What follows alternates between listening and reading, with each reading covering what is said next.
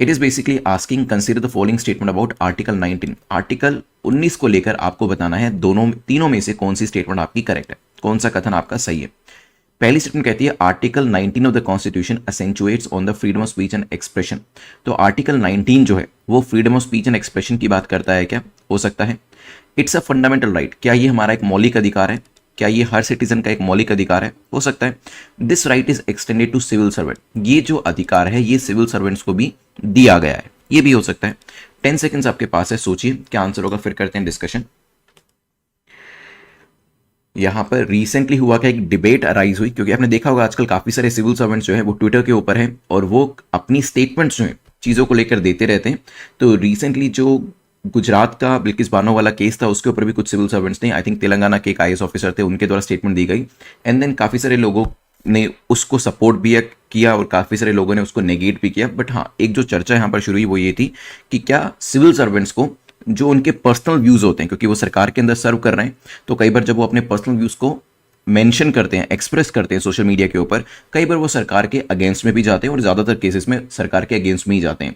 तो यहाँ पर पूछा गया कि जो उनके पर्सनल व्यूज़ होते हैं on the matters of law, governance को लेकर, लॉज को लेकर या किसी जजमेंट को लेकर, क्या वो उनको एक्सप्रेस करने चाहिए या नहीं, ये पूरा मामला था। मेंस के लिए भी काफ़ी इंपॉर्टेंट हो जाता है, इवन आपसे इंटरव्यू में भी पूछा जा सकता है कि ट्विटर के ऊपर जो सिविल सर्वेंट्स अपने पर्सनल व्यूज़ को एक्सप्रेस करते हैं और काफ़ी बार देखा गया कि ये सरकार के विरुद्ध में होते हैं, तो क्या ऐसा करना चाहिए नहीं करना चाहिए। नाउ सबसे पहले तो आर्टिकल 19 जो है, क्या वो freedom of speech and expression का राइट आपको देता है? बिल्कुल ठीक है, जो आर्टिकल 19 हमारे कॉन्स्टिट्यूशन का है ये आपको एक फंडामेंटल राइट देता है freedom of speech and expression का। लेकिन इसमें भी काफी सारे कैविएट्स होते हैं, काफी सारी एक्सेप्शंस होती हैं।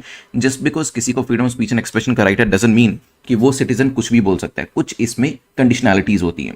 क्या ये एवरी सिटीजन को दिया गया है? यस, ये एवरी सिटीजन को दिया गया है। और जब हम सिविल सर्वेंट्स की बात करते हैं वो भी तो सिटीजन होते हैं। तो अगर this is a bigger circle of citizens, the smaller circle क्या हो जाएगा? Civil servants. तो यस, ये राइट जो है वो जो सिविल सर्वेंट्स होते हैं, जो प्रशासनिक अधिकारी हैं, तो उनको भी ये पर्टिकुलर राइट जो है वो दिया हुआ है। सिविल सर्वेंट की जो पोजीशन होती है सोसाइटी में काफ़ी रिस्पेक्टेड होती है। आप जानते हैं कि जब हम आईएएस आईपीएस ऑफिसर्स की बात करते हैं, सिविल सर्वेंट्स की बात करते हैं, तो काफ़ी रिस्पेक्टेबल पोजीशन उन्हें माना जाता है। तो क्योंकि ये पोजीशन इस तरीके की होती है, इसी वजह से जब भी वो अपने व्यूज़ एक्सप्रेस करते हैं सोशल मीडिया के माध्यम से, तो काफ़ी सारे लोग उन व्यूज़ को काफ़ी सिंसियरली लेते हैं। मतलब इनके व्यूज़ में वो इन्फ्लुएंस होता है, वो पावर होती है कि लोगों को कहीं ना कहीं ये इंपैक्ट करे, राइट। तभी यहां पर बात करी गई कि क्या सिविल सर्वेंट्स को अपने पर्सनल व्यूज को एक्सप्रेस करने का राइट होना चाहिए या नहीं। आज का मेंस क्वेश्चन जो है वो भी इसी के ऊपर है। वैसे मैं आपको बता दूं, सिविल सर्विस कंडक्ट रूल्स जो हैं उसके हिसाब से बहुत सारी चीजें मना करी गई हैं, क्योंकि उसमें एक क्वेश्चन हमने बनाया है। तभी यहां पर सारी चीजें सिविल सर्विस कंडक्ट रूल्स के बारे में हम नहीं देखेंगे, जब क्वेश्चन आएगा तब इसके बारे में देखने वाले हैं। तो करेक्ट आंसर क्या हो जाएगा? डी। आर्टिकल 19 हमारे कॉन्स्टिट्यूशन का क्या बात करता है? ये freedom of speech and expression की बात करता है, लोगों की असेंबली की बात करता है, लोग इकट्ठे हो सकते हैं लेकिन पीसफुली इकट्ठे होने चाहिए, विदाउट आर्म्स इकट्ठे होने चाहिए। जैसे जब फॉर्म लॉ का प्रोटेस्ट हो रहा था तब भी हमने देखा था लोग पीसफुली इकट्ठे हुए थे। एसोसिएशन को फॉर्म किया जा सकता है, आप फ्रीली मूव कर सकते हैं इंडियन टेरिटरी के अंदर। ऑफकोर्स इसके अंदर भी कुछ एक्सेप्शंस हैं।